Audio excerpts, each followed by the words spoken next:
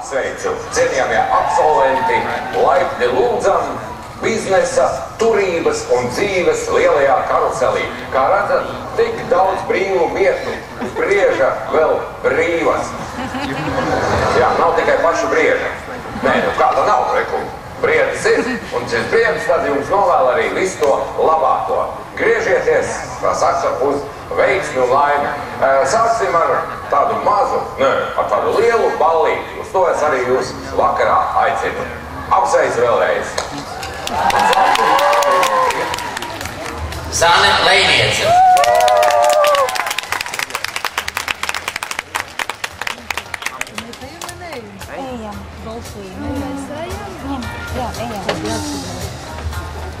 Iveta Līdze.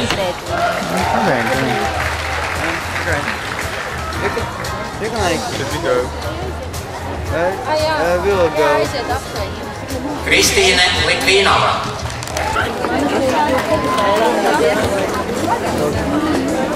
Vidaga Melne.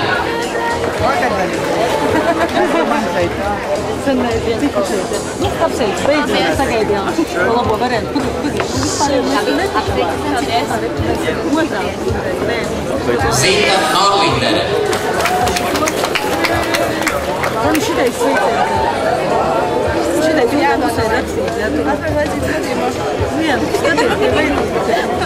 Ivana Rubļanska.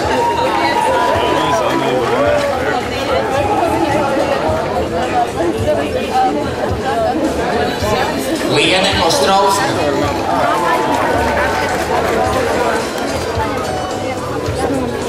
Kur tev jūdājums ir? Elīna Ozoliņa. Tu gan visplikāk, ka esi katra varbūt viskarstāk. Viņš nav, nereāli, viņš nav.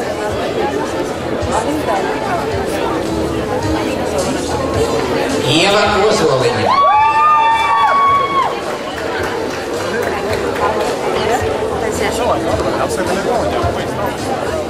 Ko, dieninieki, es saprotu, jūsu bija daudz, un jūs tomēr nebijāt tik skaļi kā vakarnieki, vismaz manās acīs. Ar ko tad jūs bijāt īpaši? Kas tad ir jūsu sveicienu saturs? Dieninieki?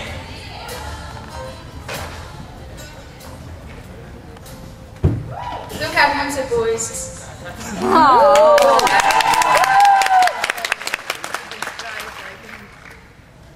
4 gadus mēs ne tikai cītīgi studējām, ļoti apzinīgi apmeklējām lekcijas un arī telpojām, bet arī meklējām atbildi uz mūsu dekāna Anna Petersona šķiet visiemīļotāko jautājumu, kas par to maksās.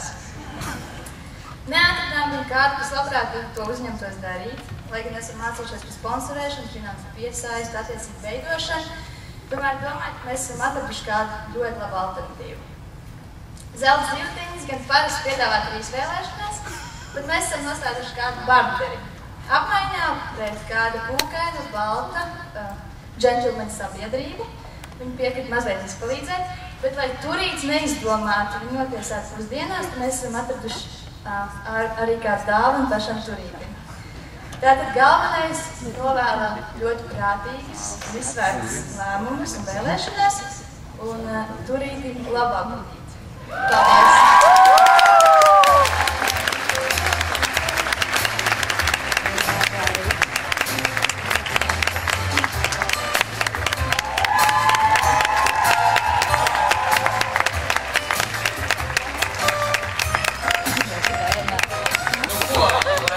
Nav tikai katrs, varbūt cienījumās dāmas un puisis no vienas nodaļas.